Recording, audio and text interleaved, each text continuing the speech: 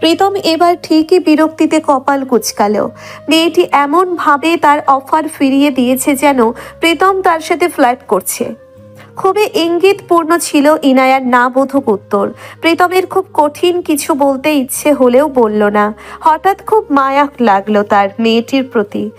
কেন লাগলো সে জানে না। তপ্তশ্বাস ফেলে প্রীতম ইনায়ার দিকে হাত বাড়িয়ে দিয়ে কোমল কণ্ঠে বলে ওঠে, লোক, তোমাকে এখানে ফেলে রেখে আমরা যেতে পারছি না, কারণ বিবেক নামের একটা বস্তু ফুলের ভেতর বাসা বেঁধে আছে।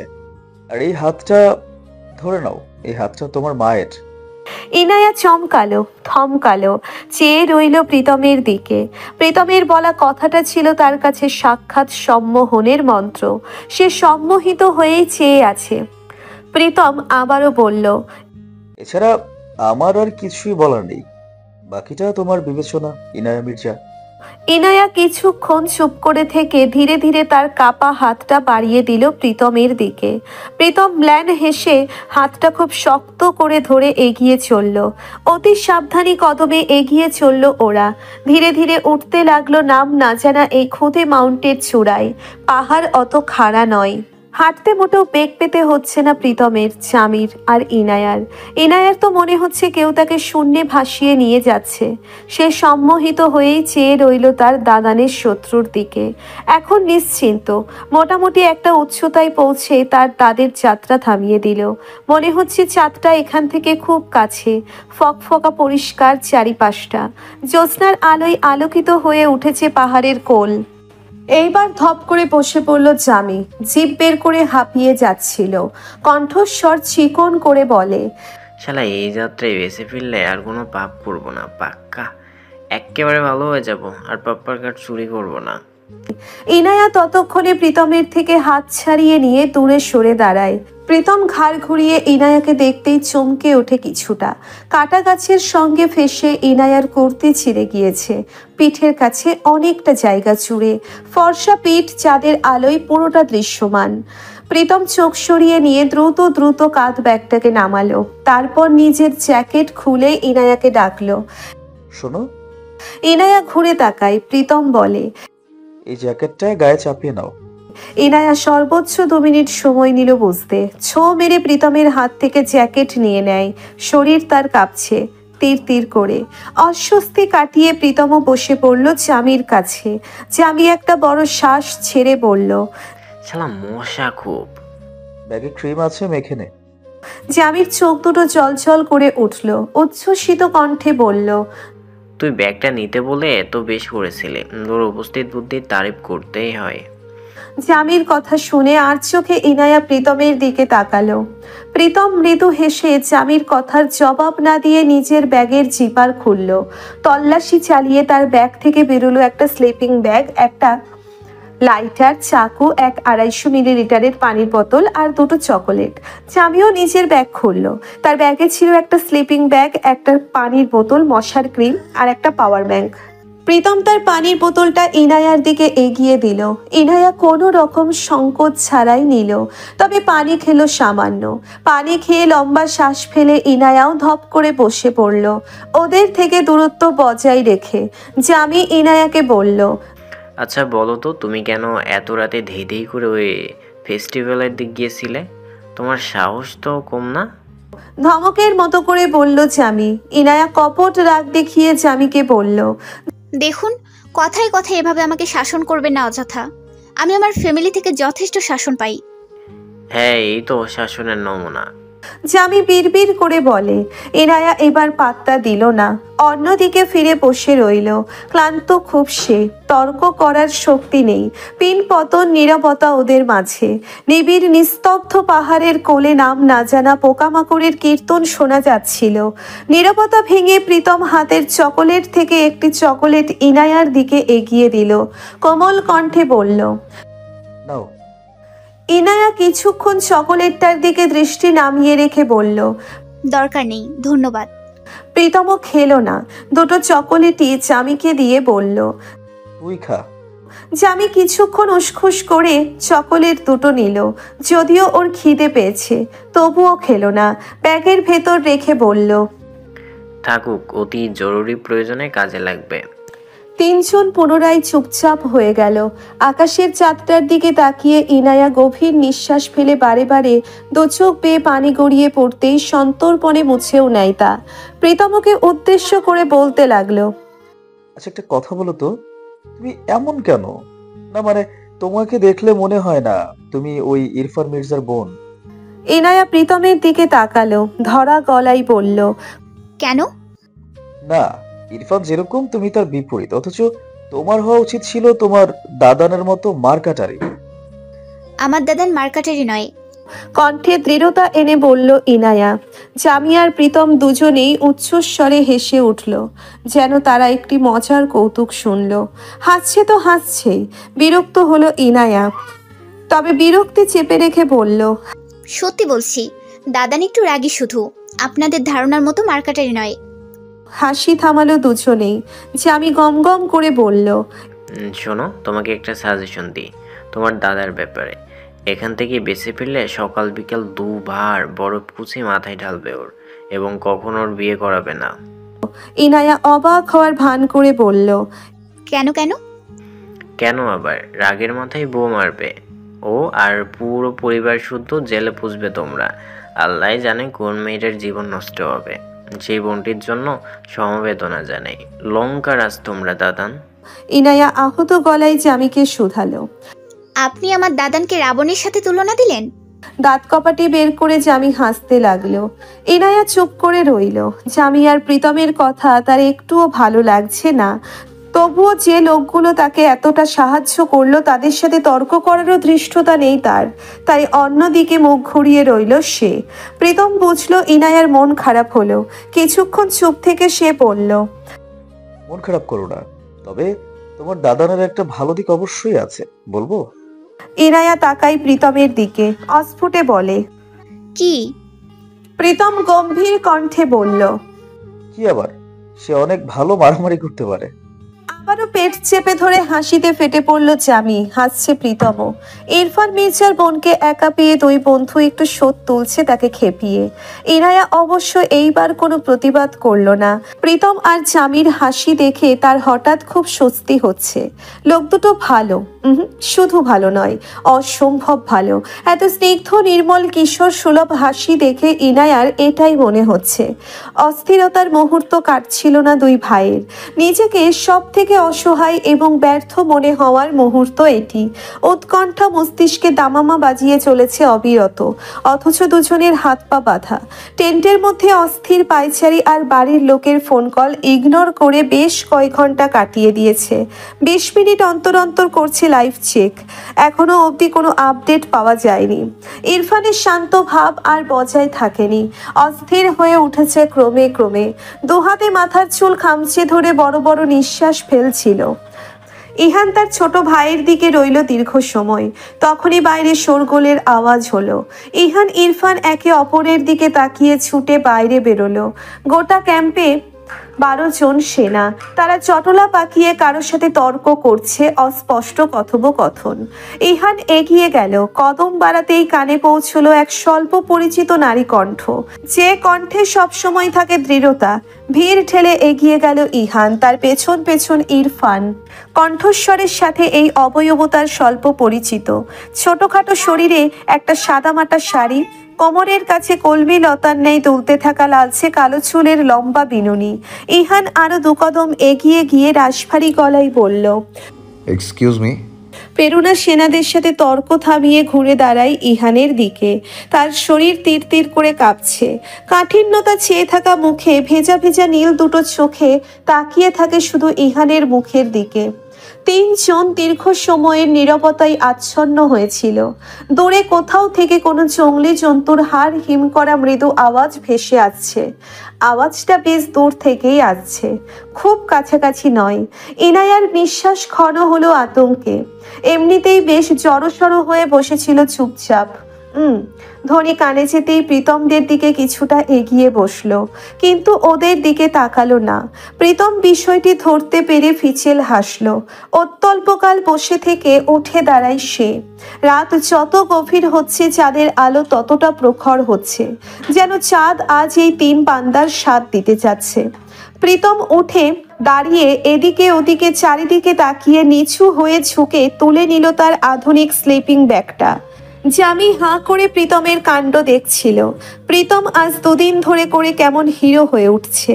ইনায়া মাথার ঘুরিয়ে প্রীতমের মুখের দিকে তাকায়। প্রীতম আমতা আমতা করে বলল, রাত জাগার কোনো মানে নেই, এই ব্যাগটা নাও, ঘুমিয়ে পড়ো। জামি মুখটা আরো বৃহৎ আকারের হাঁ করে ফেলল, বিড়বিড় করে আওড়ালো, ওরে এ তো পুরোই নোটাসকি, ডালমে কুছ কালা হ্যাঁ। ইনায়া কিছুক্ষণ প্রীতমের হাতের দিকে তাকিয়ে থেকে ব্যাগটা নিল। কি অদ্ভুত একটা পরিস্থিতি, অথচ কতটা সাদরে এই পরিস্থিতিকে গ্রহণ করতে হচ্ছে ইনায়ার। সে ম্ল্যান হেসে বলল, আপনি? আমার এটার প্রয়োজন নেই, আমি ঘুমাবো না। জামি ফ্যালফ্যাল করে তাকিয়েছিল। প্রীতম ওর দিকে তাকিয়ে বলল, ঘুমা, আমি জেগেই আছি। ইনায়া না ঘুমালেও ব্যাগটা বিছিয়ে চুপচাপ গুটিসুটি মেরে বসে থাকে। প্রীতম উঠে কিছুটা দূরে একটা গাছের সাথে পিঠ ঠেকিয়ে ডান পায়ের হাঁটু ভেঙে বসলো। দু চোখ বন্ধ করে চুপচাপ বসে রইল। তবে জামির ব্যাপারটাই আলাদা। স্লিপিং ব্যাগে ঢোকার সাথে সাথে ঘুমে চোখ ফেটে যাওয়ার উপক্রম। বড়জোর 10 থেকে 15 মিনিট সময় নিল ঘুমের রাজ্যে তলিয়ে যেতে, এবং তার থেকেও 2 মিনিট কম সময় নিল গভীর ঘুমের মাঝে নাক ডেকে উঠতে। পাহাড়ের কোলে পিন পতন নিস্তব্ধতার মাঝে জামির নাক ডাকার শব্দ ভেসে ভয়ঙ্কর শোনা যাচ্ছে। ধীরে ধীরে গুমোট হয়ে উঠছে পরিবেশ। প্রীতমের কোনো ভাবান্তর না হলেও ইনায়া 2 কান চেপে ধরে বসে রইল। এছাড়া আর কেই বা করার আছে তার? সময় গড়ায়, রাতের গভীরতা বাড়ে। সময়ের সঠিক ধারণা নেই তাদের কারো কাছে। মনে হচ্ছে এ রাত একটু বেশি দীর্ঘ, অথবা এ রাতের শেষ নেই। ইনায়া টের পেল একটা কিছু তার পেটের মধ্যে পাক খেয়ে উপরে উঠছে বারবার। সম্ভবত তার খিদে পেয়েছে। এত দীর্ঘ সময় না খেয়ে কখনোই থাকেনি সে। খিদের চোটে পেটে চিনচিনে ব্যথা হচ্ছে রীতিমতো। একটা দীর্ঘশ্বাসের সাথে ইনায়া সেই যন্ত্রণাটুকুও বের করে দেয়। বন্ধু দু চোখের দৃশ্যপটে ভেসে ওঠে মেজো মায়ের মুখটা। প্লেট নিয়ে ইনায়ার পিছু পিছু দৌড়চ্ছে ঋতু। ইনায়া খাবে না বলে তাল বাহানা করছে। দু চোখ বেয়ে পানি গড়িয়ে পড়ে ইনায়ার। নিজেকে আর ধরে রাখতে পারল না। হু হু করে ফুপিয়ে উঠল নিস্তব্ধ রাতের নীরবতা ভেঙে। প্রীতম দু চোখ মেলে তাকায়। ইনায়ার কান্নার বেগে তার শরীরটাও কাঁপছে। অত্যল্পকাল সেদিকে দৃষ্টি স্থির রেখে ফোঁস শব্দে একটা বড় শ্বাস ছাড়ল প্রীতম। উঠে দাঁড়িয়ে এগিয়ে গিয়ে ইনায়ার মুখোমুখি বসে সে। হাঁটুতে মাথা ঠেকিয়ে কাঁদছিল ইনায়া। প্রীতম ডাকতেই চুপ হয়ে যায়। কি হলো? নরম গলায় শুধুই প্রীতম। ইনায়া দুহাতের পিঠ দিয়ে চোখের পানি মুছল। প্রীতম আবারও বলে উঠল, খিদে পেয়েছে? ইনায়া কিচ্ছুটি বলল না, তবে উপর নিচ মাথা ঝাঁকায়। প্রীতম বলল, তো চকলেটটা খেলে না কেন? পানিটাও খেলে সামান্য। কান্নারা পুনরায় দলা পাকায় কণ্ঠনালীতে। ইনায়া মাথা ঘুরিয়ে নেয়। একে কিভাবে বলবে ইনায়া কেন খাচ্ছে না? কিছু খেলে ওয়াশরুম চেপে বসলে তখন? ওরা পুরুষ মানুষ, ওদের তো সুবিধে আছে। কিন্তু তখন ইনায়া কি করবে? এমনিতেই যথেষ্ট ইমেজ নষ্ট হয়েছে ইনায়ার। আর না, আর এই অপরিচিত পুরুষ দুটোর সামনে নিজেকে হাসির খোরাক বানাতে পারবে না সে। প্রীতম ইনায়াকে নিশ্চুপ কাঁদতে দেখে আর কথা বাড়ায় না, চুপ হয়ে যায়। তখনই ইনায়া কান্না মিশ্রিত কণ্ঠে বলে ওঠে, একটা কাজ করবেন প্রীতম? বলো। আমি যদি শেষ পর্যন্ত মরে যাই তাহলে প্লিজ আমার পরিবারের কাছে বলবেন আমি খুব সরি তাদের সাথে মিথ্যাচার করার জন্য, আর আমি সবাইকে খুব ভালোবাসি। নাক টানছে ইনায়া। প্রীতম ড্যাব ড্যাব করে কয়েক পলক তাকিয়ে রইল ওর দিকে। কি জানি হঠাৎ করে তার হাসিও পেল, তবে সে হাসলো না। মেয়েটা ঘাবড়ে আছে, শুধু গম্ভীর কণ্ঠে বলল, ওই হ্যালো, আমরা কোনো প্রশান্ত মহাসাগরের আইল্যান্ডে আসিনি। হ্যাঁ, এটা সম্ভবত নেপালের কোনো সীমান্ত। ঠিক বেঁচে ফিরবো। এত চোখের পানি খরচ করার মতো কিছু হয়নি। একটু থেমে প্রীতম আবারও বলল, আমার একটা কাজ করবে? কি? অবাক হয়ে জানতে চাই ইনায়া। আমি যদি মরে যাই তাহলে আমার পরিবারের কাছে বলবে আমিও তাদের খুব ভালোবাসি। ম্ল্যান হাসলো ইনায়া। প্রীতমও হেসে বলে, এত প্যানিক হও না। মরলে সম্ভবত 3 জনই মরবো, আর বাঁচলে 3 জনই একসাথে। ইনায়া হঠাৎ চমকে উঠে প্রীতমের এমন কথায়। লোকটা কত ডিসেন্ট, অথচ সে কি না কি ভেবেছে। পরিবেশটা স্বাভাবিক হলো। ইনায়া কিছুক্ষণ ইতস্তত করে বলে, থ্যাঙ্কস। Most welcome. 2 মিনিট চুপ থেকে ইনায়া আবারও বলল, থ্যাঙ্কস। বললে তো একবার। এটা অন্য কারণে। ইনায়ার কথায় ভ্রু যুগল গুটিয়ে এলো প্রীতমের। বলল, কি কারণ?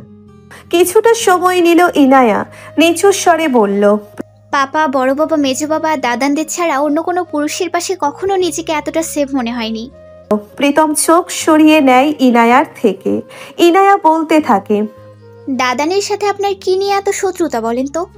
প্রীতম হাসলো, বলল, ভার্সিটি লাইফের শুরু থেকে সে নানা কাহিনী, বিস্তৃত ইতিহাস, তিক্ততা বাড়তে বাড়তে এই পর্যন্ত এসেছে।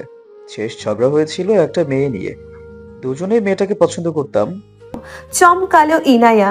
প্রীতম স্বাভাবিকভাবেই বলতে থাকে, আমি যথাসম্ভব চেষ্টা করি ঝামেলা এড়িয়ে চলার। তোমার দাদাম থাকতে দেয় না আর কি। পুরো তার কাটা একটা ছেলে, ওকে মানসিক ডাক্তার দেখাবে। ইনায়া তপ্ত শ্বাস ফেলে বলল, আপনারা এভাবে বলেন, অথচ আমার কাছে আমার মেজো দাদান বেস্ট। শুধু তার রাগ বেশি, এই যা। আমিও আমার বোনদের কাছে বেস্ট। সব ভাই তার বোনের কাছে বেস্ট আর কি। একমাত্র অন্য একটি মেয়ে বলতে পারবে পুরুষটি কেমন। কি জানি, অত কিছু জানি না। আর চোখে প্রীতম তাকায় ইনায়ার দিকে। গলা খাকারি দিয়ে বলল, তোমরা কাজিন তাই না? ইনায়া কিছুটা সময় চুপ থেকে বলে, বাবা মা সবার আলাদা, তবে আমরা ভাই বোন। কাজিন ফাজিন বুঝি না। প্রীতম পাল্টা জবাব না দেওয়াতে ইনায়া জানতে চায়, আচ্ছা, একটা কথা জিজ্ঞেস করি? করো। আপনার চোখ দুটো এতটা নীল কি করে? মানে নর্মাল বাঙালিদের মতো মনে হয় না আপনাকে। প্রীতম এক পলক ইনায়াকে দেখে জবাব দিল। আমার মা ছিলেন রাশিয়ান। ছিলেন? খানিকটা অবাক ইনায়া। প্রীতম স্বাভাবিকভাবেই জবাব দেয়, ছিলেন। আর আমার বাবা ভাই কেউই জীবিত নেই। শুধু দুটো বোন আছে আমার, বড় আপু আর ছোট বোন। ইনায়ার ভীষণ খারাপ লাগলো হঠাৎ তার সামনে বসে থাকা লম্বা সুদর্শন লোকটির জন্যে। ঠিক যতটা খারাপ তার লেগেছে, ততটাই কৌতূহলী হয়ে ওঠে সে প্রীতমের ব্যাপারে। হুট করে বলে ওঠে, আপনার পরিবারের কথা বলুন, মানে রাশিয়া থেকে আমাদের শহর। প্রীতম স্মিত হেসে বলে, পরিবার? পরিবার বলতে ওই যে বললাম দুটো বোন আছে। বড় আপুর নাম প্রেরণা আর ছোট বোন হচ্ছে প্রণমী। সে তোমার বয়সী। আমার বাবা মা আমরা খুব ছোট থাকতেই মারা যান আর কি। বাবা ছিলেন একজন বিজনেসম্যান আর মা ছিলেন একজন রাশিয়ান স্টেজ সিঙ্গার। তো তাদের ভালোবাসার বিয়ে। মা মুসলিম হয়ে বাবাকে বিয়ে করেন আর কি। কিন্তু দাদি এই বিয়ে কখনোই মানেনি। বাবাও আর মাকে কিংবা আমাদের দেশে নিয়ে যাননি। আমরা বেড়ে উঠতে থাকলাম সুদূর মস্কোতে। সবকিছু ঠিকঠাক ছিল, তবে হঠাৎ বাবা খুব বড় একটা লস খায় বিজনেসে। শেয়ার হোল্ডারদের ক্ষতিপূরণ, তারপর ব্যাংক লোন দিতে গিয়ে দেউলিয়া প্রায়। পথে বসলাম সবাই। আমাদের স্থান হলো একটা মস্কোর মানে একটা বস্তিতে আর কি। কাছে একটা লোকাল স্কুলে ভর্তি করানো হলো আপু আর আমাকে।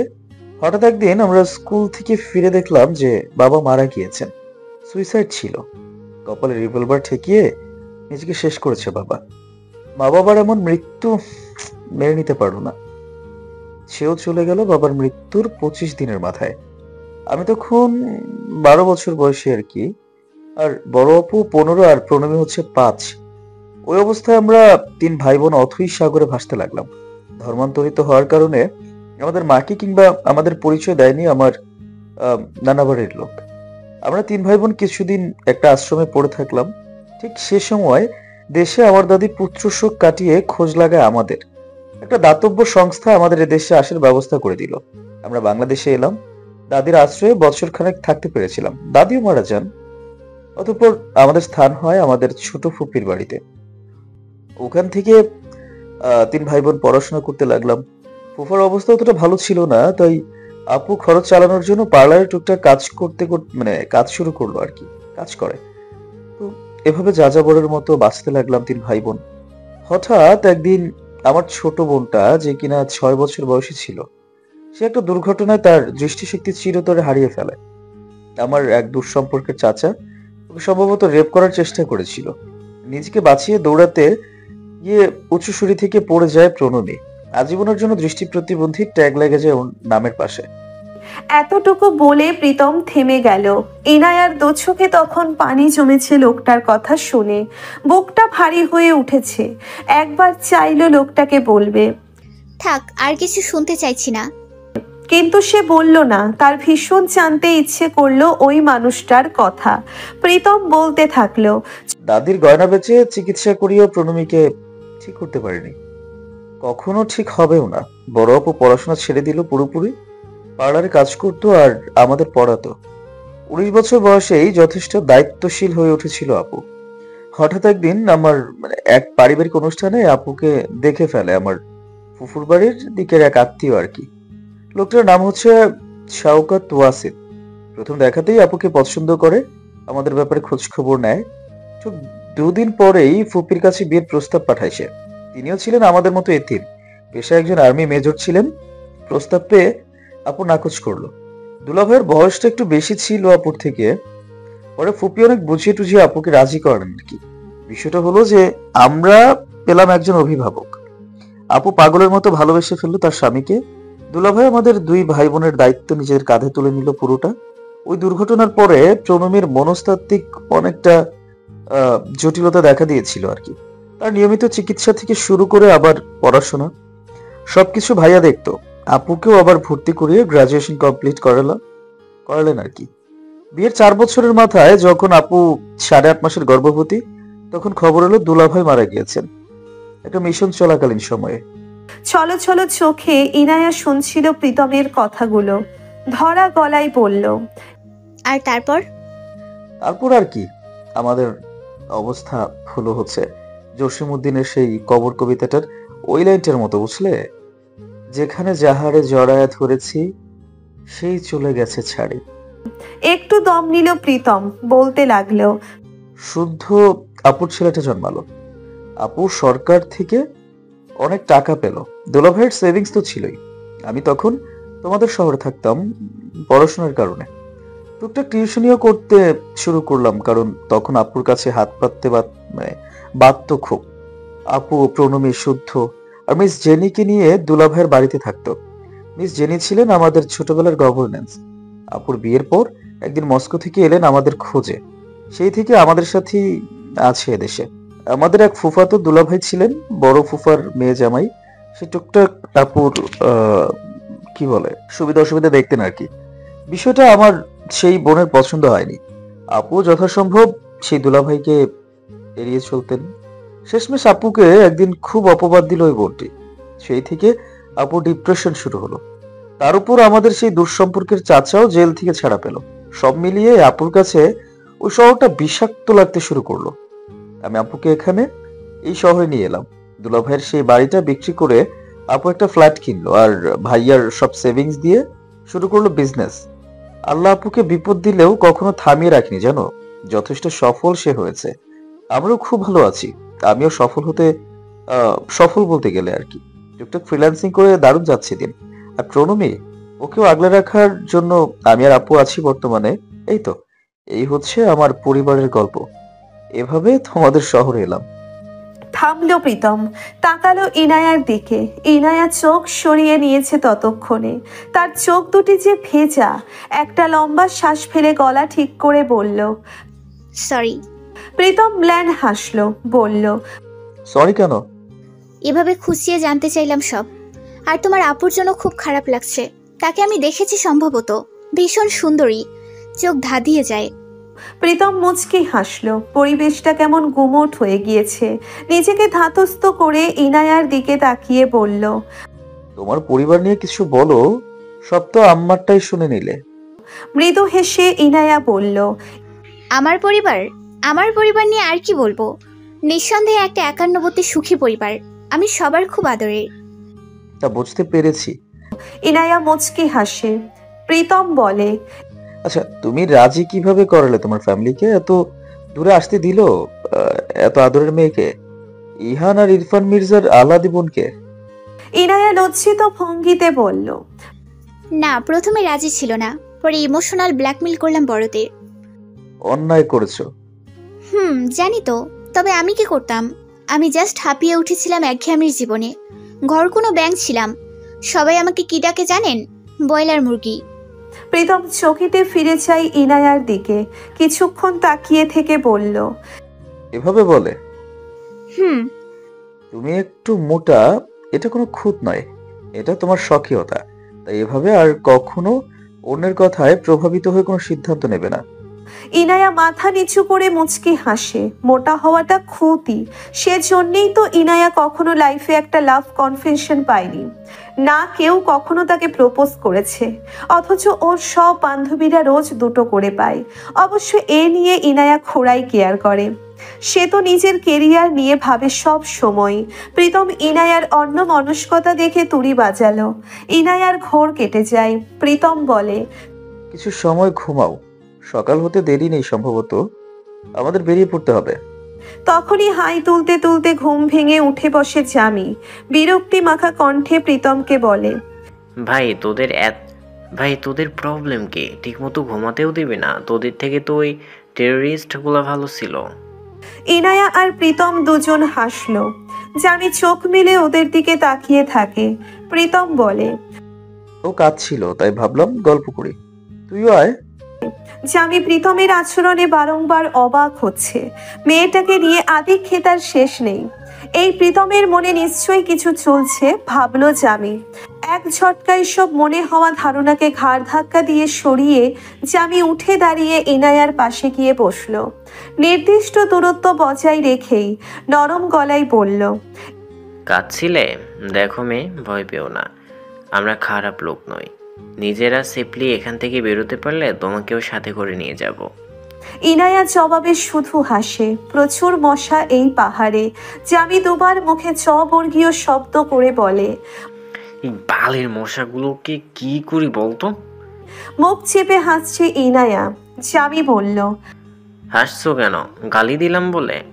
তোমার মেজো দাদানের থেকে কম গালাগালি দিই আমি। আপনি আবার আমার মেজো দাদানকে নিয়ে পড়লেন। ব্যাস, আবার ঝগড়া শুরু। প্রীতম ওদের কাণ্ড দেখে হেসে আশেপাশে তাকিয়ে কিছু শুকনো ডালপালা তুলে জড়ো করে। ইনায়া আর জামি ঝগড়া থামিয়ে প্রীতমের দিকে তাকায়। প্রীতম একটা বড় শুকনো ডাল মাঝখান থেকে ভেঙে নিচে সাজিয়ে রেখে বলে, আগুন জ্বালাবো, মশা চলে যাবে। ইনায়া তাকিয়ে দেখছে প্রীতমকে, একটু মনোযোগ দিয়েই দেখছে। লোকটা ভীষণ সুদর্শন, রবার্ট প্যাটিনসনের মতো দেখতে। ভেবে ইনায়া মুচকি হাসে। জামি আর চোখে ইনায়াকে এক পলক দেখে তার দৃষ্টি অনুসরণ করে প্রীতমের দিকে তাকায়। বিষয়টা সে ধরতে পেরেছে। ইনায়ার দিকে কিছুটা চেপে বসলো জামি। ফিসফিসিয়ে ইনায়াকে বলল, এই মেয়ে, তুমি আমার বন্ধুকে এভাবে দেখবে না। তোমাকে আমার ভাবি হিসেবে পছন্দ হয়নি। ইনায়া চকিতে ফিরে জামির দিকে তাকায়। জামির কথাই তার রাগ হওয়ার কথা ছিল, কিন্তু হলো না। পর পর লজ্জা পায় কোনো অজানা কারণে। আর চোখে আরো এক পলক প্রীতমের দিকে তাকায় সে। জামির নিষেধ অমান্য করে প্রেরণা ঠাই দাঁড়িয়ে। ইহান ইরফান দুজনেই এগিয়ে যায়। সেনাদের মধ্য থেকে একজন যে খুব সম্ভবত সেকেন্ড লেফটেন্যান্ট, সে প্রেরণাকে উদ্দেশ্য করে বলল, মিস, শান্ত হন, আপনি ব্যাপারটাকে জটিল করছেন। প্রেরণা ক্ষুব্ধ হয়ে ওঠে। লোকটার দিকে তাকিয়ে বলে, জটিল? আপনারা হোস্টেসদের ফ্যামিলিকে ইনফর্ম করার প্রয়োজন বোধ না করেই মিশনে নেমেছেন। কিছু বলছেন ওরা, জবাবদিহিতা চাইলাম বলে জটিল করে ফেললাম। গলা কাঁপছে প্রেরণার। আর্মি ক্যাম্পে অবস্থানরত বাদবাকি সাধারণ জনতা বেরিয়ে আসে। ইহান আর ইরফান গিয়ে শুধু দেখছে প্রেরণাকে। তাদের বুঝতে বাকি নেই প্রেরণা কেন এসেছে এখানে। প্রেরণা তাদের দুই ভাইকে দেখে ভীষণ অবাক হলেও বিশেষ পাত্তা না দিয়ে সেনাগুলোর দিকে একটার পর একটা প্রশ্ন ছুড়ে দিচ্ছে। ঠিক তখনই স্যাটেলাইট অপারেটিং টেন্ট থেকে একজন সেনা ছুটতে ছুটতে এসে সেকেন্ড লেফটেন্যান্টের পাশে এসে দাঁড়ায়। উঁচু গলায় বলে, স্যার, আপডেট। তরাইশের হিসাম জঙ্গলের কাঞ্চ হ্রদের পাশে 4 জন হেস্টেজের ডেড বডি পাওয়া গিয়েছে। বাকি 6 জন জঙ্গিদের গুলিতে আহত। 27 মিনিটে যুদ্ধের পরিসমাপ্তি। গাউফুন টিমের 2 জন অ্যারেস্ট হয়েছে। প্রেরণা, ইহান, ইরফান তিনজনই বোকার মতো এক দৃষ্টিতে ইনফরমারের দিকে তাকিয়ে আছে। আশেপাশের প্রকৃতি গুমোট হয়ে উঠেছে, স্বজনদের আহাজারিতে শ্বাসরুদ্ধকর অবস্থা। শুধু নিশ্চুপ হয়ে রইল ওরা তিনজন। এবার পুরো কথাটা শেষ করলো লোকটা। স্যার, গাওভন টিমের বাকিদের ধরা সম্ভব হয়নি। ওরা ভুটান সীমান্তের দিকে গিয়েছে সম্ভবত। স্যার, যে তিনজন বন্দীদের অনুসন্ধান পাওয়া যায়নি তারা তিনজনই বাংলাদেশি, প্রীতম, আহসান, জামি রহমান এবং ইনিয়া মির্জা। তরাইশের আশেপাশে ওদের খোঁজ চলছে। মাউন্ট সঞ্চারের কাছে কিছু ডিটেক্ট করা গিয়েছে। হোপফুলি ওদের পেয়ে যাব। ইহান ইরফান এক পলক লোকটার দিকে তাকালো। নিস্তব্ধ পরিবেশ চুরমার করে ভেঙে ইরফান বিকট চিৎকারে ইহানকে বলে, দাদান চলো। ওরা দাঁড়ালো না। আর এক মুহূর্ত এক প্রকার ছুটে বেরিয়ে গেল আর্মি ক্যাম্প থেকে। কি করবে ঠিক নেই, কি হয়েছে জানে না, শুধু জানে বোন আছে, বোনকে নিতে ছুটলো দুই ভাই। প্রেরণাও দাঁড়ালো না, সেনাদের চোখের সামনে থেকে দ্রুত সরে আর্মি ক্যাম্প থেকে বেরোলো। গন্তব্যের ঠিক নেই, পাশে কেউ নেই, শুধু আছে অদম্য ইচ্ছে শক্তি, অপরিমেয় ধৈর্য শক্তি, অক্ষয়ষ্ণ মানসিক শক্তি। নাগরকোট থেকে তরাই অবধি ট্রান্সপোর্ট সার্ভিসের ওপর অনির্দিষ্টকালের জন্য নিষেধাজ্ঞা বসিয়েছে নাগরকোট পুলিশ। তবে কিছু এমার্জেন্সি ক্যাব আধা ঘন্টা অন্তর অন্তর যাত্রী পরিষেবা দিচ্ছে। হাইওয়েতে উঠে ইহান আর ইরফান সৌভাগ্যক্রমে একটা ক্যাব পেয়েছে। তবে ক্যাবটিতে একটাই সিট। ইরফান হাঁসফাঁস করছিল, দাদানের দিকে তাকিয়ে বলল, অপেক্ষা করতে পারবো না দাদা, তুমি নেক্সট ক্যাবে এসো, আমি চললাম। চোখের পলকেই লাফিয়ে উঠল ক্যাবে। ইহান দাঁড়িয়ে আছে, ক্যাব ছেড়ে দিয়েছে ততক্ষণে। ইরফান চেঁচিয়ে বলছে, দাদান বাড়িতে জানিয়ে দাও বোন আছে। ঠাই দাঁড়িয়ে রইল ইহান। চঞ্চল ছেলেটা কখন কি করে বসে বোঝা দুষ্কর। হাতের ঘড়িতে সময় দেখে সে। আধা ঘন্টা তাকে অপেক্ষা করতে হয়নি। পোতালি বাজার এরিয়া থেকে একটা ক্যাব এসে হাইওয়েতে হাজির হয় 20 মিনিটের মাথায়। প্রেরণা দ্রুত হাঁটছে। এত লম্বা জার্নিতে শাড়ি এলোমেলো হয়ে গিয়েছে পুরো, পেঁচিয়ে পড়তে চাইছে যেন। তার হাতের ফোনটা অবিরত বেজে চলেছে। জামির মা বাবার ফোন, রিসিভ করতে পারল না প্রেরণা। ক্যাব দাঁড়িয়ে থাকতে দেখেই তড়িঘড়ি করে ছুটে উঠে বসে। ততক্ষণে ইহান ক্যাবের আর এক পাশের দরজা খুলে উঠল। প্রেরণা তাকিয়ে আছে ইহানের দিকে, ইহানও তাই। ক্যাব ড্রাইভার স্পষ্ট ইংরেজিতে বলল, প্রেরণা তাকিয়ে আছে ইহানের দিকে, ইহানও তাই। ক্যাব ড্রাইভার স্পষ্ট ইংরেজিতে বলল, তরাই পুলিশ স্টেশন। নিজের স্ত্রীর নরম হাত দুটো মুঠি করে ধরে রেখেছে ইসমাম। পরিশুদ্ধ স্বামীর দিকে তাকিয়ে আছে নিষ্প্রাণ দুটি চোখে। ভদ্র মহিলার দু চোখের নিচে কালি জমেছে, কালশিটে পড়েছে সুশ্রী মুখশ্রীতে। ইসমাম মির্জা ফোঁস শব্দে একটা দীর্ঘশ্বাস ফেলে স্ত্রীর চোখে চোখ রেখে বলে, আমি খুব ব্যর্থ বাবা। দু চোখ বেয়ে পানি গড়িয়ে পড়ল পরীর। অস্ফুটে আবারও আওড়ালো, আমার মেয়েকে এনে দিন। হো হো করে কেঁদে ওঠে ইসমাম, কাঁদছে পরিও। কেবিনের বাইরে দাঁড়িয়ে দরজার কাজ গলিয়ে ইনশিরাহ এই দৃশ্যটা দেখে চোখ সরিয়ে নেয়। বাড়ির সবাইকে জোর করে বাড়িতে পাঠিয়ে থেকে গিয়েছে শামিন, ইনশিরাহ আর ইসমাম। 3 রাত ধরে হসপিটালেই থেকেছে মেয়েটা। উস্কো খুস্কো চুল একটা ক্লাচারে আটকে রাখা। ঘুরে দাঁড়াতেই দেখতে পাই মঈনকে। কিছু সময় তার দিকে তাকিয়ে থাকে ইনশিরাহ, তারপর একটা লম্বা শ্বাস ফেলে এগিয়ে যায়।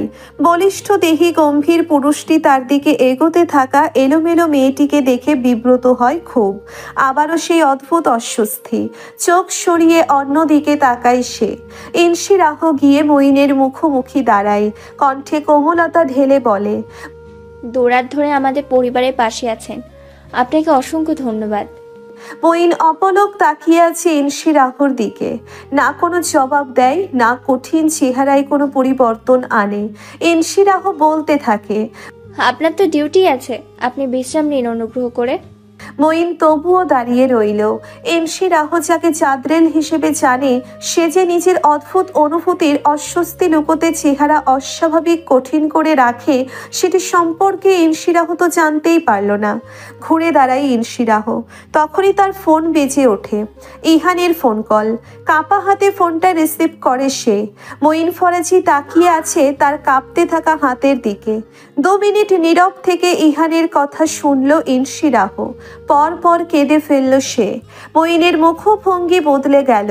এগিয়ে গেল 2 কদম। কাঠিন্যতার খোলস থেকে বেরিয়ে সে নরম গলায় বলল, Hey, Inshira, stop behaving so naive. পরি আন্টির সুস্থ হয়নি। Tell me, ইহান কি বললো? এমসি রাহ কান্নার দমকে কেঁপে কেঁপে উঠছে। মঈন অধৈর্য হলো।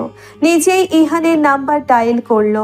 তখনই এমসি রাহ হাঁপাতে হাঁপাতে বলল, বনুর খোঁজ পাওয়া গিয়েছে। ক্যাব এগিয়ে চলেছে নির্দিষ্ট গতিতে। প্রেরণা খেই হারিয়ে ধমকে 2 বার গতি বাড়াতে বলেছে ও। উদ্বিগ্নতায়, অস্থিরতায়, উৎকণ্ঠায় প্রেরণা হাঁসফাঁস করছিল। ইহান এমসি রাহর সাথে কথা বলে নীরব হয়ে আছে। প্রেরণার সাথে তার কথা হয়নি কোনো, অথচ দুজনেই পাশাপাশি 2টো সিটে বসে। প্রেরণা হঠাৎ টের পেল তার বমি পাচ্ছে। পাবেই তো, দীর্ঘ 18 ঘন্টা ধরে পেট খালি। 4 বছর ধরে খাওয়া দাওয়ায় অনিয়ম করা প্রেরণা গ্যাস্ট্রিকের সমস্যায় ভুগছে বেশ। বমি সে করেই দেবে সম্ভবত। উঁচু গলায় ক্যাব ড্রাইভারকে গাড়ি থামাতে বলল প্রেরণা। ইহান তাকালো প্রেরণার দিকে। ততক্ষণে প্রেরণা ক্যাব থেকে দ্রুত নেমে কিছুটা দূরে গিয়ে হরহর করে বমি করে দেয়। পুরো পেট খালি, পানির মতো বস্তু নির্গত হয়েছে। ইহান চুপচাপ বসে আছে প্রেরণার দিকে দৃষ্টি দিয়ে। সে ভীষণ অপ্রস্তুত হয়ে পড়েছে। কি করবে বুঝতে পারছে না। ক্যাব ড্রাইভার ইহানকে বলল। ক্যাব চালকের কথায় ইহান খানিকটা অপ্রস্তুত হয়ে তাকালো। ক্যাব চালক দ্বিতীয়বার বলল। কিছুটা বিব্রত ভঙ্গিতে বিনয়ী সুরে ইহান ক্যাব চালককে বলল, উনি আমার স্ত্রী নন। এবার বিব্রত হবার পালা এলো ক্যাব চালকের। লজ্জিত ভঙ্গিতে বলল, ইটস ওকে। ঠান্ডা গলায় জবাব দিল ইহান, তার দৃষ্টি বাইরে প্রেরণার দিকে। ভদ্রমহিলাকে দেখে মনে হচ্ছে তার সাহায্য প্রয়োজন, কিন্তু ইহান অযাচিত সাহায্য করতে গেলে যদি সেটা বিরক্তি হয়ে দাঁড়ায়, তাই আর কিছু ভাবল না সে। ঠাই বসে থাকলো 3 মিনিট।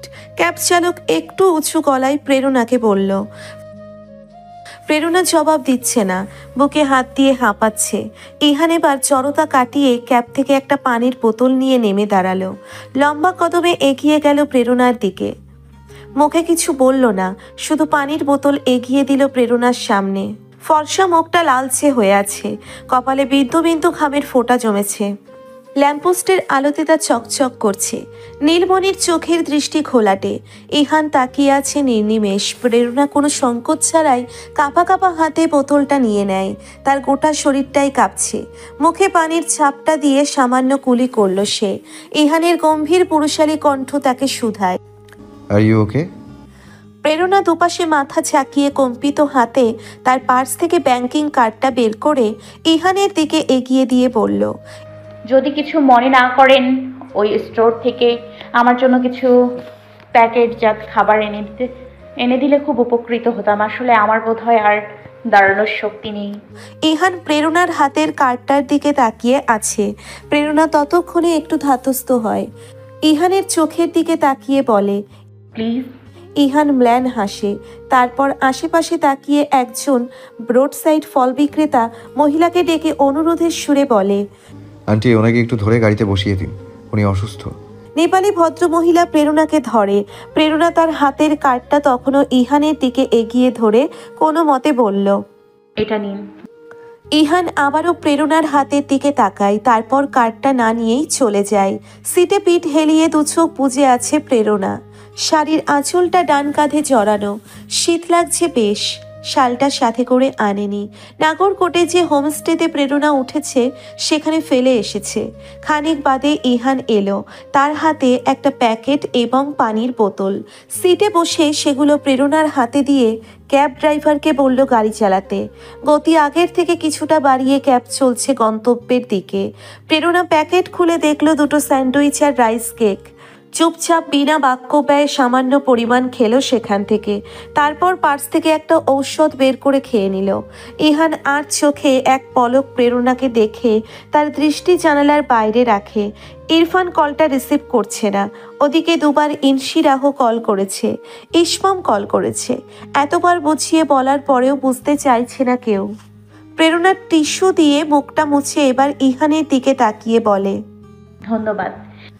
ইহান পুনরায় এক পলক তাকিয়ে আবারও চোখ সরিয়ে নেয় কোনো জবাব না দিয়ে। প্রেরণা একটা হাঁপ ছেড়ে বলল, খেয়াল করিনি ইনায়া মির্জা ছিল লিস্টে। আমিও দেখিনি প্রীতম আর জামিকে। প্রেরণা ম্লান হাসল। ইহান প্রেরণার সেই হাসির কারণ জানতে চাইল না। খানিক বাদে বলল, ভাইয়ের জন্য অনেক দৌড়ঝাঁপ করেন। আপনিও দেখছি। প্রেরণাও জবাব দেয়। ইহান ভদ্রমহিলার মুখের দিকে আবারও তাকালো। এভাবে বারবার কোনো ভদ্রমহিলার মুখের দিকে তাকিয়ে কথা বলা অসৌজন্যতা তবুও হয়ে যাচ্ছে। সে আসলে ভীষণ আশ্চর্য হচ্ছে। ভদ্রমহিলা মুখ থুবড়ে পড়তে পড়তে উঠে দাঁড়ায়। সম্পূর্ণ একা একটি মেয়ে হয়ে ভিনদেশে অচেনা শহরে ভাইয়ের খোঁজে মরিয়া হয়ে রাত বিরেতে ছুটছে। সাহস প্রশংসার দাবি রাখে। প্রেরণা ইহানের দিকে তাকাতেই সে চোখ সরিয়ে নেয়। প্রেরণা মৃদু আওয়াজে বলে, পেয়ে যাবেন বোনকে, প্রার্থনা করি সে ভালো আছে। ইহান কিছু বলল না। তারও উচিত ছিল প্রেরণাকে সান্ত্বনা বাণী দেওয়ার, কিন্তু সে যা বুঝেছে ভদ্রমহিলার এসবের প্রয়োজন নেই। সে যথেষ্ট শান্ত শক্ত। ক্যাব তরাই পুলিশ স্টেশনে ওদের নামিয়ে দেয়। শারীরিকভাবে প্রেরণা ঠিকঠাক কিছুটা। ইহান ক্যাব থেকে নেমে বিল পরিশোধ করে প্রেরণাকে বলে, আপনি আমার পেছনে বসুন। প্রেরণা হাঁটছে। দুর্বল কদমে শাড়ি সামলে নিয়ে এগিয়ে চলেছে ইহানের পিছু পিছু। একজন স্বল্প পরিচিত কিংবা পুরোটাই অপরিচিত লোকের পিছু পিছু। বৈশাখী থেকে ভুটান, মিয়ানমার, নেপাল সীমান্তে 5 বার চক্কর দিয়েছে। UH-60 black hack. নিখোঁজ বন্দীদের অনুসন্ধান প্রক্রিয়া চলছে। এদিকে তখন দাউ দাউ করে আগুন জ্বলছে। ডালপালাগুলো আধা শুকনো থাকায় আগুন ধরাতে প্রীতমের বেশ বেগ পোহাতে হয়েছে। অবশেষে সে সফল। মুখে বিজয়ীর হাসি। 3 জন 3 দিকে বসে দৃষ্টি আগুনে নিবদ্ধ রেখেছে। মশার অস্তিত্ব ধ্বংস হয়েছে কিছুটা। জামিও তাই শান্ত। ইনায়ার শীত শীত লাগছিল খুব। আগুনটুকু পেয়ে আরাম বোধ করছে মেয়েটা এখন। মুখের সন্তুষ্টির হাসি। আর চোখে ইনায়া আরও একবার প্রীতমের দিকে তাকাতেই এবার প্রীতমের চোখে চোখাচোখি হয়। দুজনেই বিব্রত হয়ে পড়ে, চোখ সরিয়ে নেয়। জামি খুব বুদ্ধিমান ছেলে। তেরছা নজরে সবটা দেখছে সে। এবার মনে মনে প্রস্তুতি নিচ্ছে, আর একবার দুজন দুজনের দিকে তাকালেই কিছু বলে দেবে দুজনকে। 3 জন 3 প্রান্তে বিচ্ছিন্ন হয়ে বসে আছে। ঠিক তখনই বজ্রধ্বনির আওয়াজে ওদের ঝিমিয়ে পড়া মস্তিষ্ক সজাগ হয়। তৎক্ষণাৎ আশেপাশে তাকায় ওরা। চারিপাশ কাঁপিয়ে দিচ্ছে আওয়াজটা। ওদের মাথার ওপর দিয়ে উড়ে চলে যায় UH-60 ব্ল্যাক হ্যাক। কানে তালা লেগে গেল 3 জনের। চোখ বড় বড় করে একে অপরকে 3 সেকেন্ড দেখে তারা। অচল ক্লান্ত মস্তিষ্ক বিষয়টা ধারণ করতে আরও কিছুক্ষণ সময় নিল। হতভম্ব ভাব কাটিয়ে জামি উঠে দাঁড়িয়ে আগুন সমেত একটা ডাল তুলে নেয় হাতে। দুপাশে নাড়িয়ে বিকট আওয়াজে চেঁচিয়ে ওঠে, হেল্প আস। উঠে দাঁড়ায় প্রীতম, উঠে দাঁড়ায় ইনায়া। তীব্র উত্তেজনায় হতবুদ্ধি হয়ে গিয়েছে ওরা। নিজেদের ধাতস্থ করে জ্বলন্ত ডাল হাতে তুলে নিয়ে চেঁচিয়ে চলেছে, হেল্প আস। লাগাতার চেঁচিয়েই যাচ্ছে 3 জন। গলা ভেঙে যাওয়ার মতো অবস্থা প্রায়। কিন্তু কিছুক্ষণ যেতেই চেঁচামেচি থামিয়ে উদাস চোখে একে অপরের দিকে তাকায় ওরা। রেস্কিউ হেলিকপ্টার ততক্ষণে চলে গিয়েছে ওদের ছাড়িয়ে। শুনতে পায়নি কেউ ওদের। মনক্ষুণ্ণ হয়ে ধপ করে বসে পড়ে জামি, বসে পড়ে ইনায়াও। প্রীতম আশেপাশে তাকায়। পরিবেশটা আগের থেকেও বেশি আলোকিত লাগছে। খুব সম্ভবত ভোর হবে খানিক বাদেই। একটা লম্বা শ্বাস ফেলে সেও বসলো। জামি বলল, শালা কপালই খারাপ, নিশ্চয়ই মরণ ডাকছে আমাদের, নয়তো কত কাছ থেকে ওরা গেল, আমাদের ডাক শুনলই না। হয়তো পাখার আওয়াজ শুনেনি। জামি মুখে বর্গীয় শব্দ করে বলে, চল, যে যত পাপ করেছি জীবনে তার জন্য ক্ষমা চাই সৃষ্টিকর্তার কাছে। প্রীতম আর ইনায়া উদাস জামির কথা খুব মনে দিয়ে শুনছিল। জামি বলতে লাগলো, কি তোরা মনে হচ্ছে কোনো পাপ করিসনি? ইনায়া বলল, করেছি তো, প্রচুর মিথ্যে কথা বলেছি আমি। প্রীতম জামি আর ইনায়ার কথোপকথন শুনে মনে মনে হাসল। দুজনেই একই প্রকৃতির ভাবল প্রীতম। হুট করে ইনায়ার দিকে চোখ চলে যায় তার। কি মিথ্যা কথা বলেছে তার বিবরণ দিচ্ছে জামির কাছে। হাত নেড়ে নেড়ে মাথা দুলিয়ে দুলিয়ে কথা বলছে। প্রীতম একদৃষ্টিতে তাকিয়ে আছে ইনায়ার দিকে। মেয়েটা জামির ভাষায় নিব্বি, তবে প্রীতমের এমনটা মনে হচ্ছে না এখন আর। মেয়েটি চা একটু আদুরে, তবে বুঝদার খুবই, বাধ্যও খুব। শিশুসুলভ স্নিগ্ধ একটি ব্যাপার রয়েছে মেয়েটির মাঝে, যা ওর বয়সী মেয়েদের নেই বর্তমানে। ভাবতে ভাবতে প্রীতম নিজের প্রতি নিজেই বেশ অবাক হলো। এত কেন জাঁচ করছে মেয়েটিকে সে? থাক না যেমন থাকার, তাতে তার কি? লাজুক হেসে চোখ নামিয়ে প্রীতম আগুনের দিকে তাকিয়ে থাকে। শত্রুর বোন 3 দিনের সঙ্গী ছিল প্রীতমের, আর কি? আর কিছুই না মেয়েটা। তাকে এত জাঁচ করার দরকার নেই। কেনই দরকার হবে? কোনোই দরকার নেই। অন্ধকার কেটে যেতে শুরু করেছে। ওরা টের পেল। আবারও দীর্ঘ সময়ের নীরবতা। আলো না ফুটলে কোথাও যাবে না তারা, এটাই সিদ্ধান্ত। ঘুম না হওয়ায় হাই তুলছিল সবাই। 3 জনের চোখে মুখে ক্লান্তির ছটা। হুট করে তখনই কানে এলো আবারও সেই আকাশ কাঁপানো বিকট শব্দ। উঠে দাঁড়ালো 3 জনই। হেলিকপ্টারটা ঘুরে আবারও চলে এলো তাদের কাছে। জামি আবার দুহাত নেড়ে লাফিয়ে লাফিয়ে ডাকতে থাকে। Help us. ইনায়াও জামিকে অনুসরণ করে চেঁচায়। দাঁড়িয়ে আছে প্রীতম। সে আর চেঁচানোর প্রয়োজন বোধ করে না। তার আর বুঝতে বাকি নেই তাদের রেস্কিউ করতেই এসেছে সামরিক হেলিকপ্টারটা। ওদের ঠিক মাথার উপর কিছুটা উঁচুতেই এসে স্থির হয়েছে UH-60 ব্ল্যাক হ্যাক। ওরা 3 জন বাতাসের দাপটে ঠিকভাবে দাঁড়িয়ে থাকতেও পারছে না। উল্টে পাল্টে পড়ে যাওয়ার মতো অবস্থা 3 জনের। জামি একটা গাছ চাপটে ধরে থাকে। ইনায়া খেই হারিয়ে পড়ে যেতে নিলেই প্রীতম এসে তাকে আরও একবার ধরল। ইনায়া তাকালো নিঃসংকোচে। শক্ত করে ধরে থাকলো প্রীতমের শার্ট। একজন সেনা ইতিমধ্যেই শরীরে দড়ি বেঁধে ঝাঁপিয়ে পড়েছে নিচে। জামি কিছু বলতে যাবে ঠিক তখনই সেনা বলল, ভাগ্যিস আগুন জ্বেলেছিলে, নয়তো আরো কতদিন থাকতে হতো এই মাউন্টে। প্রীতম চেঁচিয়ে বলল, এটা কোন জায়গা? এটা তারাই থেকে দক্ষিণে, সীমান্তের কাছাকাছি। চলো, তোমাদের উঠতে হবে। সবাই প্রস্তুত? ওরা 3 জন মাথা ঝাঁকালো। সেনা প্রথমে ইনায়াকে হুক পরিয়ে দিয়ে হেলিকপ্টারে উঠল, তারপর জামিকে, তারপর প্রীতমকে। উত্তেজনায় বাকরুদ্ধ হয়ে আছে ইনায়া। পাথরের মতো বসে আছে একজন নেপালি সেনার পাশে। প্রীতম ওর দিকে তাকিয়ে বলল, কি হলো? আমরা সত্যিই বিপদমুক্ত? অস্ফুটে বেরোলো কথাটা ইনায়ার মুখ থেকে।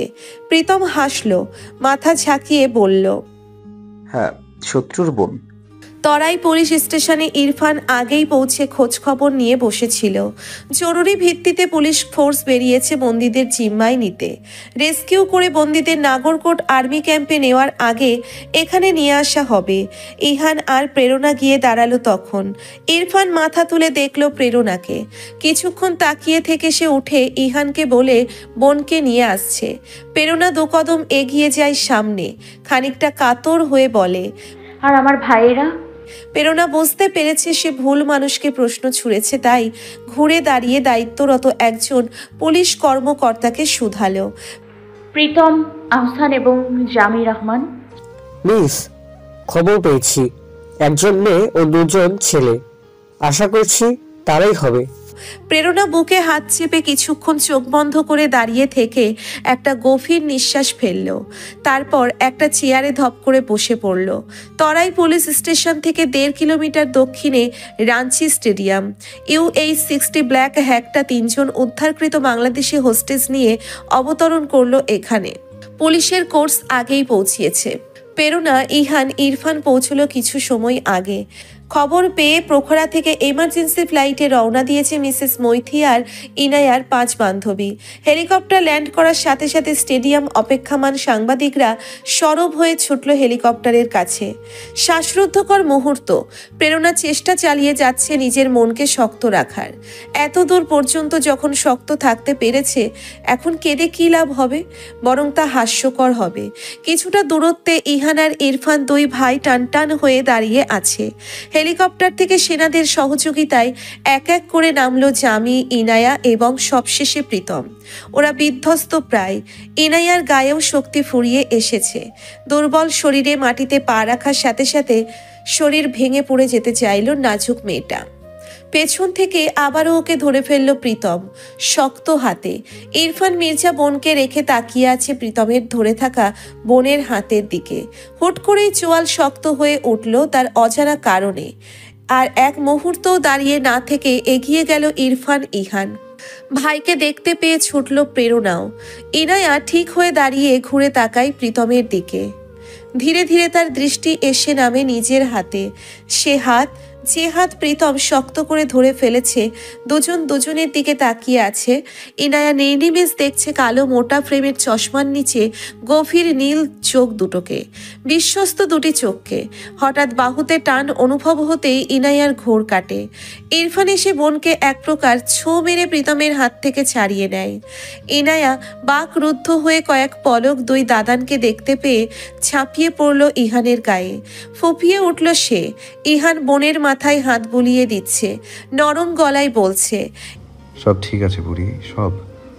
ইরফান ঘাড় ঘুরিয়ে আবারও দেখল প্রীতম আর জামিনকে। ওরা দুজনও তাকিয়ে আছে ইরফানের দিকে। প্রেরণা এগিয়ে গিয়ে ভাইকে জড়িয়ে ধরল। প্রীতম একটা লম্বা শ্বাস ছেড়ে বলল, আপু আই এম ফাইন, কিচ্ছু হয়নি, কিচ্ছু না। সাংবাদিকরা ওদের সবাইকে ঘিরে রেখেছে। ইরফান বোনকে ইহানের থেকে সরিয়ে এনে নিজের দিকে ঘুরিয়ে দাঁড় করালো। ইহান কাঁদছে। ইরফান ইনায়ার দিকে তাকিয়ে নরম গলায় বলল, সব ঠিক আছে, আমরা দেশে ফিরবো, আজই বাড়িতে ফিরবো। ইনায়ার গায়ে প্রীতমের ব্রাউন জ্যাকেটটা ততক্ষণে চোখে পড়ে ইরফানের। এই জ্যাকেটটা প্রীতমের তা সে জানে। ভ্রুযুগল গুটিয়ে আসে তার। এক পলক প্রীতমের দিকে তাকায় সে। তারপর বোনের দিকে তাকিয়ে ঠান্ডা গলায় বলে, এটা পড়েছিস কেন? ইনায়া কিছু বলতে যাবে তার আগেই ইরফান খানিক ধমকের সুরে বলে, খোল এটা। ইনায়া ঘাবড়ানো ইরফানের ধমকে। সাথে সাথে জ্যাকেটটা খুলতেই ইরফান নিজের জ্যাকেট খুলে বোনকে পরতে বলে বোনের হাত থেকে প্রীতমের জ্যাকেটটা নিয়ে নিচে ছুঁড়ে ফেলে দেয়। ইনায়া তখনও শীতে কাঁপছিল। ইহান বোনের হাতে নিজের জ্যাকেটটাও খুলে দিয়ে দেয়। ইনায়া দুই দাদানের জ্যাকেট গায়ে চাপিয়ে তাকিয়ে থাকে নিচে পড়ে থাকা প্রীতমের জ্যাকেটের দিকে। প্রীতমও দেখছে অযত্নে ধুলোয় পড়ে থাকা নিজের জ্যাকেট। জামিও দেখেছে দৃশ্যটি। সে তার প্রিয় বন্ধুর মুখের দিকে তাকায়। প্রীতমের দৃষ্টি তখনও নিজের ধুলো মাখা জ্যাকেটের দিকে। ইনায়া একটা ঢোক গিলে ইহানের দিকে তাকিয়ে বলল, দাদান, ওই জামি ভাই আর প্রীতম, ওনারা আমাকে সেভ করেছে। বাক্যটা সম্পূর্ণ করতে পারল না ইনায়া। ইরফান খপ করে বোনের হাতটা তার শক্ত হাতের মুঠোয় নিয়ে দাঁতে দাঁত চেপে বলল, চল এখন। প্রেরণা তাকিয়ে দেখছে ইরফান নামের রকচটা ছেলেটার ঔদ্ধত্যপূর্ণ আচরণ। ইহানও ইরফানের এমন আচরণে বেশ বিব্রত, তাও এই পরিস্থিতিতে। এক পলক ইনায়ার দিকে তাকালো সে। মেয়েটা কিছু একটা বলতে চাচ্ছে, অথচ ইরফান তার হাত ধরে টানছে কোনো কিছু না শুনেই। প্রেরণা ইরফানের থেকে দৃষ্টি সরিয়ে ভাইয়ের দিকে তাকায়, নম্র স্বরে বলে, চল এখন, থানায় যেতে হবে আমাদের। সাংবাদিকদের সরিয়ে দিয়েছে সেনাবাহিনীর লোক। পুলিশের দুটো গাড়ি এসেছে উদ্ধারকৃত বন্দীদের নিতে। প্রেরণা প্রীতম আর জামিকে নিয়ে একটা গাড়ির দিকে এগিয়ে যায়। ইরফানও ইনায়াকে নিয়ে আর একটা গাড়ির দিকে এগোতে থাকে। একজন সেনা এসে ইহানের সাথে কিছু কথা বলে করমর্দন করে চলে যায়। গাড়িতে ওঠার আগ মুহূর্তে ইনায়া মাথা ঘুরিয়ে প্রীতমের দিকে তাকায়। প্রীতমও শান্ত চোখে তাকেই দেখছিল চুপচাপ। তারপর স্মিত হেসে গাড়িতে উঠে বোনের পাশে বসে।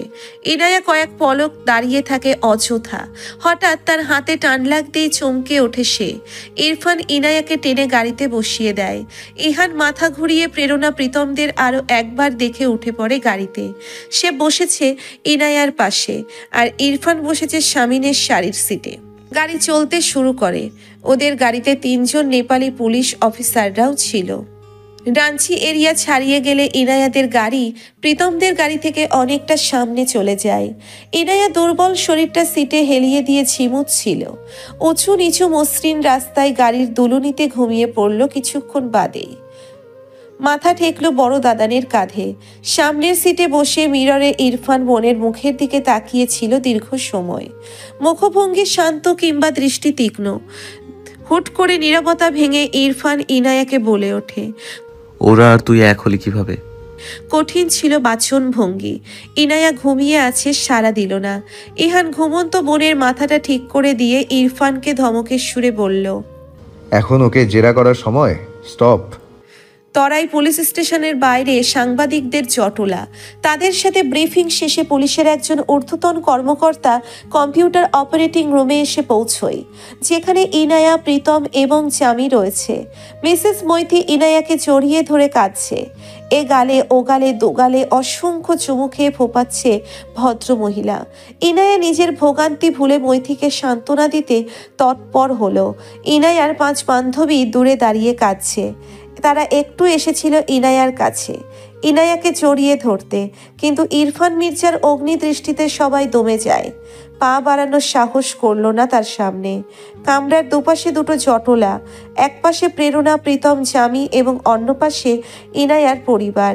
প্রেরণা চুপচাপ বসে আছে, মাথা ব্যথার ঔষধ খেয়ে। অল্পতেই মাথা ধরে তার, অসহনীয় যন্ত্রণা হয়। দাঁতে দাঁত চেপে হজম করছে যন্ত্রণাটুকু। এখান থেকে জলদি বেরোতে পারলে হোমস্টেতে গিয়ে একটু বিশ্রাম নেবে। ওদিকে প্রেরণার ফুপি মুবিনা জানিয়েছে শুদ্ধ 2 দিন ধরে ভাত খায়নি। ধৈর্যের বাঁধ ভেঙে যাচ্ছে যেন প্রেরণার। তখনই ইহানের গলার স্বর কানে যেতেই প্রেরণা মাথা তুলে তাকায়। ইহান কখন ওদের কাছটাতে এসে দাঁড়িয়েছে সে টেরই পায়নি। পর মুহূর্তে উঠে দাঁড়ায় সে। ইহান এসে দাঁড়িয়েছে প্রীতমের মুখোমুখি, শান্ত দৃষ্টি দুচোখে। ধীরে ধীরে এক হাত প্রীতমের পিঠে রেখে কৃতজ্ঞতা প্রকাশের নিমিত্তে মুখ থেকে অস্ফুটে বের করলো, সব সময়ের জন্য কৃতজ্ঞ থাকবো। তোমরা খুবই ভালো ছিলে। প্রীতম আর জামি স্মিত হাসলো। ইনায়া মাথা ঘুরিয়ে দেখছে ওদের, তার গোটা মনোযোগটাই প্রীতমের দিকে। বড় দাদান এই নিয়ে যে কয়বার প্রীতমকে শুকরিয়া জানিয়েছে, ততবার ইনায়া পুলকিত হয়েছে। কেন এমন হচ্ছে সে জানে না। আর চোখে ইনায়া একবার তার মেজো দাদানের দিকে তাকালো। এক যোগে বুকে হাত বেঁধে টান টান হয়ে দাঁড়িয়ে আছে শান্ত হয়ে। ইনায়া তবুও ভয় পাচ্ছে। মেজো দাদানের শান্ত কঠিন সব রূপকেই সে ভয় পায়। বড় দাদানের কঠোর রূপ ইনায়াকে কখনো আতঙ্কিত করে না। বড় দাদান সব সময় পারফেক্ট। কিছুক্ষণ আগের ঘটনাগুলো ইনায়ার মস্তিষ্কে হানা দেয় পুনর্বার। থানায় পৌঁছতেই ঘুম ভেঙে যায় ইনায়ার। সবাই যখন পুলিশের লোকগুলোর সাথে কথা বলতে ব্যস্ত, তখন ইরফান এসে ওর মুখোমুখি বসে। খুবই ঠান্ডা স্বরে ওকে জিজ্ঞেস করে, ওরা তোর সাথে কোনো অশোভন আচরণ করেনি তো? দেখ, আমাকে স্পষ্ট বলবি, এখানেই পুঁতে রেখে দিয়ে যাবো দুটোকে। দাদান। ইনায়ার রাগে দুঃখে বাকরুদ্ধ হওয়ার আগে জোরালো চিৎকার দিয়ে ইহানকে থামিয়ে দিয়েছিল। সবাই তখন ওকে অবাক হয়ে দেখেছে। ইনায়ার রাগে কান্না পাচ্ছিল। কি করে দাদান এমন ভাবতে পারে? পর মুহূর্তেই ইরফানের স্বভাব চরিত্রের কথা ভেবে আর কোনো প্রতিক্রিয়া দেখায়নি সে। ছোটবেলা থেকেই মেজো দাদান আর বড় দাদানের ভালোবাসা আর স্নেহে পার্থক্য খুঁজে পেয়েছে সে।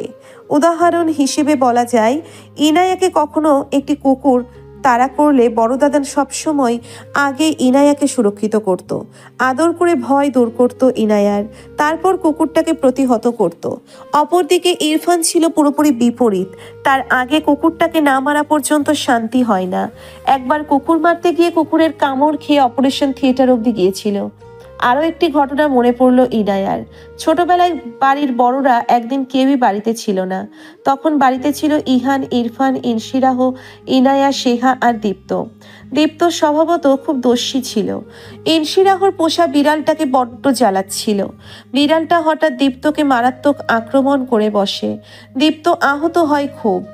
ওই সময় বড় দাদান দীপ্তকে কোলে নিয়ে যখন হসপিটালে ছুটছিল, তখন মেজো দাদান ইনশিরাহ আপুর পোষা বিড়ালটাকে আছাড় মেরেই ফেলেছিল।